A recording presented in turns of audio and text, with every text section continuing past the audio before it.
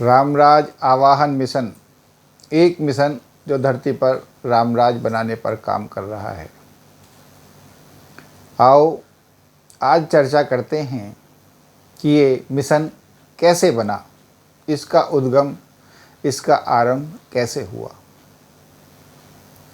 एक बार की बात है, कोई लगभग 1999 के आसपास की बात होगी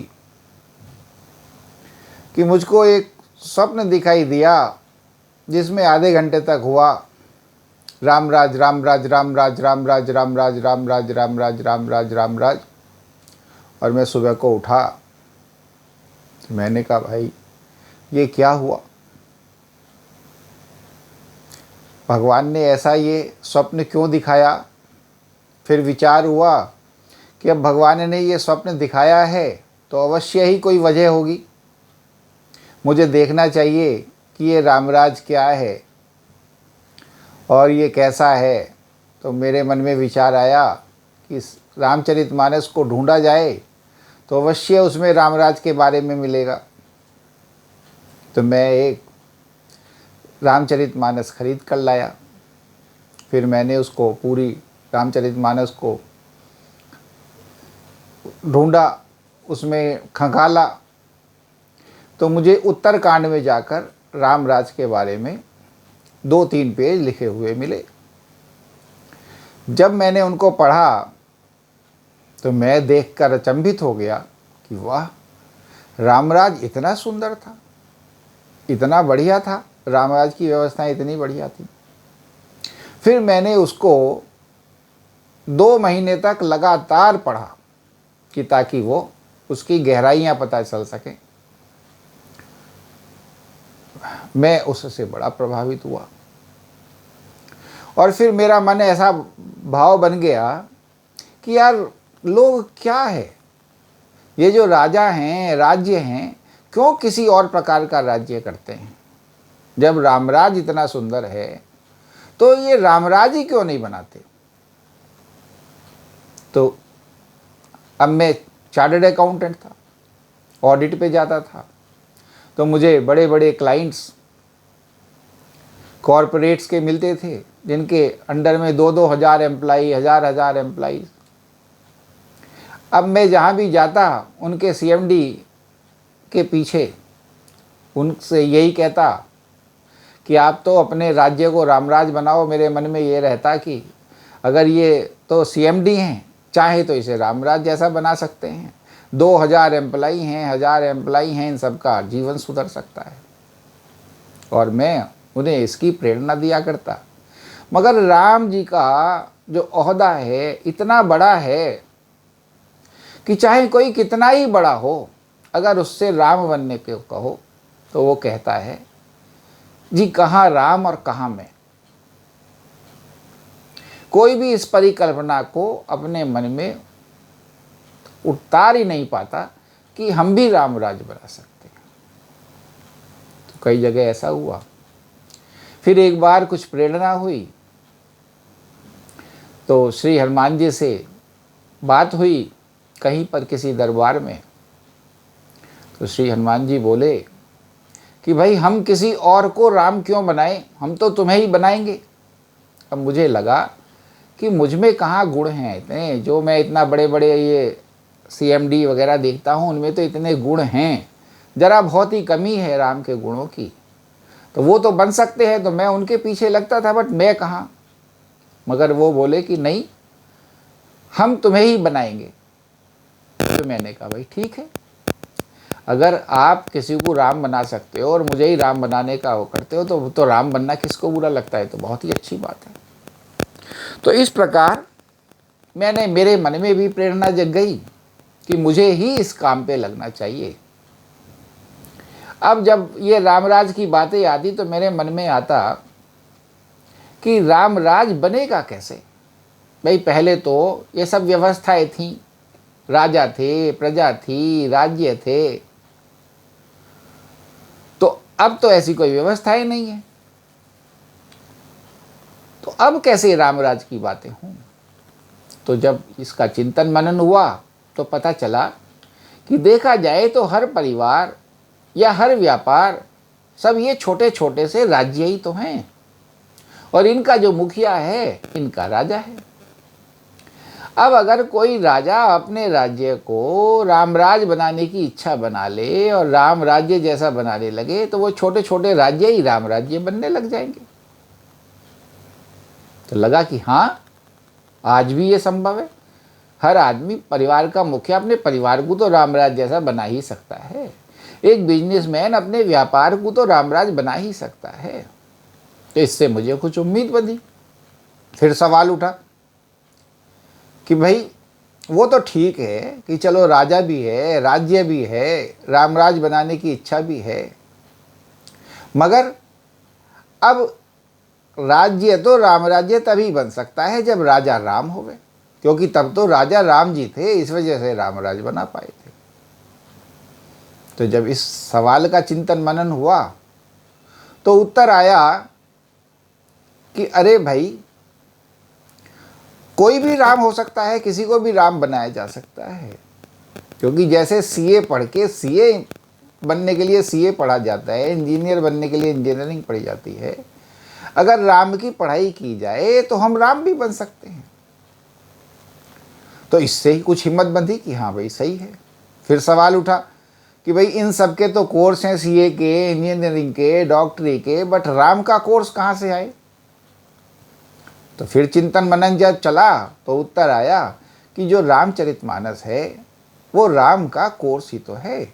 अगर उसको उस दृष्टि से पढ़ा जाए तो इंसान राम होने लग जाए, एक दिन धीमे धीमे राम बन जाए, और जो राम बन जाएगा वो रामराज ही करेगा। अर्थात अगर राजाओं को राम की शिक्षा दी जाए और उन्हें राम बनाया जाए तो उनके राज्यों में रामराज होने लग जाएगा। इससे मेरी हिम्मत बढ़ी और फिर धीरे धीरे धीरे धीरे मैं इस काम पर लगता रहा। फिर मैंने अपने को राम बनाने की राह पर लगा दिया और मैं रामचरितमानस इसी नियत से कि मुझे राम बनना है रोज़ 2-3 पेज पढ़ा करता और धीरे धीरे उसे समझने लगा, सीखने लगा, और जिसका परिणाम भी आने लगा कि मेरा स्वभाव धीमे धीमे धीमे धीमे बदलने लगा। पहले मुझे ही लगने लगा कि हाँ भाई मेरा स्वभाव सुंदर होता जा रहा है, धीरे धीरे लोग भी कहने लगे, धीरे धीरे होता भी जा रहा है, थोड़ा हो गया है, और धीरे धीरे अगर ये चलता रहा तो हो भी जाएगा। और कहते भी हैं, उस टाइम भी कहते थे कि राम इतने गहरे हैं, इतने गुण हैं, वो जल्दी से जानने में नहीं आते, बस वो उन्हीं की कृपा से जानने में आते हैं। क्योंकि जिस पर उनकी कृपा हो जाती है उसमें उनको जानने की लालसा हो जाती है, और फिर वो राम को जानने का प्रयास करता रहता है, और फिर राम की कृपा से उनको जानता रहता है।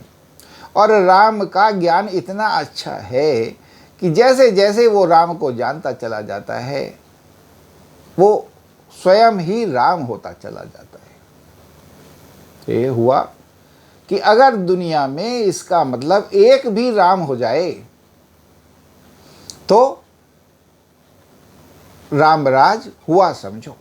क्योंकि अगर एक भी राम हो जाएगा तो फिर उसकी कृपा से दूसरों में राम की इच्छा बनती रहेगी, वो राम दूसरों को सिखाता रहेगा, और फिर एक के बाद दूसरा, दूसरे के बाद तीसरा, तीसरे के बाद चौथा, राम पे राम, राम पे राम होते चले जाएंगे। और इस प्रकार मेरे को हिम्मत बनने लगी और लगने लगा कि हाँ ये सब तो संभव है। अब और किसी में ऐसी इच्छा कहाँ से लाऊं, भगवान भी मुझे प्रेरित कर रहे हैं और रास्ता भी दिख रहा है, तो मैं स्वयं ही इस काम पर लग गया। फिर मैं चार्टर्ड अकाउंटेंट था, कंपनी इनकॉर्पोरेट कराना जानता था, तो मैंने फिर धीरे धीरे ये कंपनी एक चैरिटेबल कंपनी बनाई, रामराज आवाहन मिशन, जिसका ऑब्जेक्ट ही ये था, जिसका नेम का सिग्निफिकेंस ही ये था, to invite Ramraj again on the earth, कि रामराज को धरती पे पुनः बुलाना, पुनः आमंत्रित करना। और इस प्रकार इस ऑब्जेक्ट के साथ धीमे धीमे ये संस्था बना दी गई। और फिर जो मैं सीखता जा रहा हूँ, जो मैं समझता जा रहा हूँ, वो रामपन लिखता जा रहा हूँ, और सोचता जा रहा हूँ। मुझे पूरी उम्मीद है कि शायद धीमे धीमे धीमे धीमे एक ना एक दिन मैं राम जैसा सुंदर हो ही जाऊंगा, बन ही जाऊंगा। तो भाई जो मेरे मार्ग में आ रहा है, जो ये मेरी यात्रा चल रही है, उस यात्रा को मैं लिखित में तैयार करता चलूँ। तो वो मैं यात्रा तैयार करता जा रहा हूँ। तो इससे मुझे लग रहा है कि इसको पढ़ पढ़ के, इसको जान जान के, जैसे मैं बन पाऊंगा ऐसे ही बहुत लोग बन पाएंगे। और जो मैं सीख रहा हूँ वो सबको सिखाने का प्रयास कर रहा हूँ।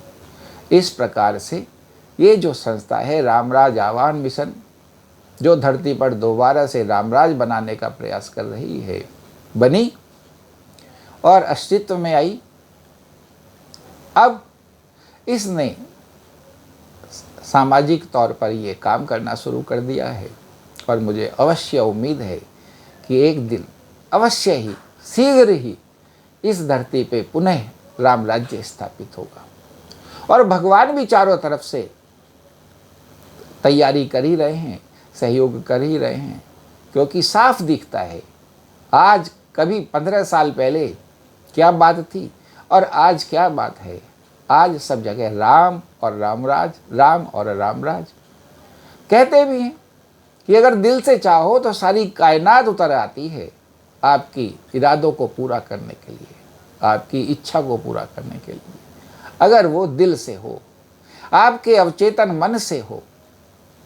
और इस तरीके से 20 साल से चलते चलते चलते चलते ये मन की गहराइयों में उतर ही चुकी है और लगता है कि सारी कायनात इसकी मदद के लिए आ ही रही है और धीमे धीमे ये रामराज बनेगा ही बनेगा। बोलो श्री रामचंद्र भगवान की जय।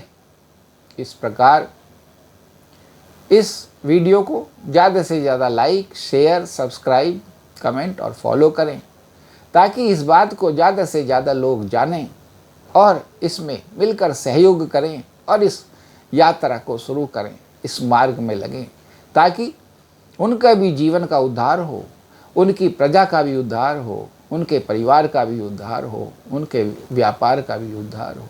जय श्री राम।